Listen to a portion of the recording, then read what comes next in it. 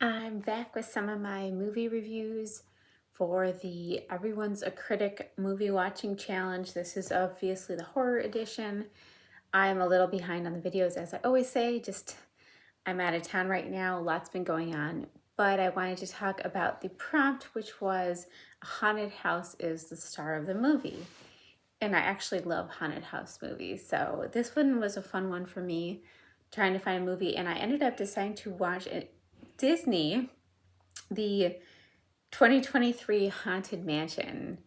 It's on Disney Plus, and it's got a pretty good cast. It's got some big names like Jared Leto, Danny DeVito, Rosario Dawson, Owen Wilson, Winona Ryder, Jamie Lee Curtis, just really, really big names. And I was like, okay, this is a new movie. I haven't seen it. It fits the prompt and it's got all these big names. So I should probably check it out. And check it out, I did. I really enjoyed it. Surprised, I was a little surprised because I thought it would either be more kid-ish than it was, or it would be, I don't know what I was expecting. But I liked it. It was, I guess, family friendly, I would call it. So it's something you could watch with your family. There's some parts in it that are kind of scary, nothing gory, but some stuff could be a little creepy. It's also a little bit sad in parts. There's going to be spoilers here. So just Ben losing his wife. I think it's Travis as the kid losing his dad, and how that plays into the story is something that really stood out to me as really sad, kind of deeper moments where they kind of reflected on losing someone, what it means, and mourning someone and being able to move on from loss. And that was actually pretty well done. The acting was good. There were some sequences that were a little schlocky if it watched like a ride, which made sense in terms of, I believe it was a ride. Haunted Mansion wasn't it based on a ride? Let me know if I'm wrong, but I'm pretty sure I remember that. Anyway, there's a scene where Danny DeVito and someone else are on chairs going through the house and being pulled around by spirits, and that part definitely felt like an amusement park ride. There was a lot of comedy thrown in, so while there were some really dark, serious moments talking about losing people, death, and loss and stuff, there was also people like Danny DeVito that added a comedic element to the story and threw it in there. And there were a lot of kind of silly elements thrown in, which makes it, I guess, more entertaining for kids. And also, it wasn't unentertaining for me. I could recognize it in those moments when they were, if it was another horror movie that was less family friendly, they would making it either gory or scarier. This kind of tended to go to the sillier side of things at times. But it was worth watching. It's a long movie. I was a little surprised. About 2 hours long, which for a Disney movie seems pretty long.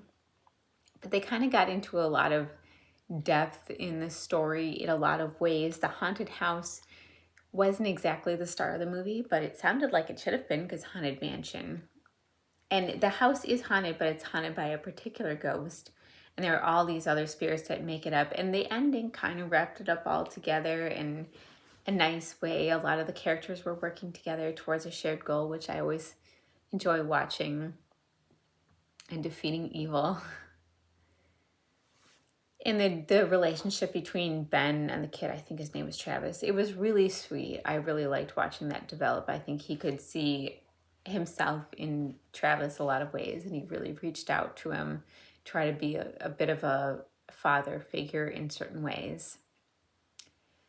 And just the atmosphere, it was good. It was very atmospheric. It was fun visuals, lots of things to see. The haunted house itself was really cool looking, really beautiful. If you like that kind of dark architecture, it was a really cool looking house. And I also did like that, although it wasn't exactly spelled out in the beginning when, what's her name? Was it Harriet? No, Gabby. When Gabby was inviting Ben in, she paid him the money. She was trying to get the house cleared of spirits. And she said, no, don't come in. She changed her mind and tried to get him to leave, and then he still came in. So she didn't exactly flat out warn him, but she also knew that he was she was kind of leading him into something that wasn't a good idea for him, that would not ultimately be good for him. And so she did give him an out, which he didn't take.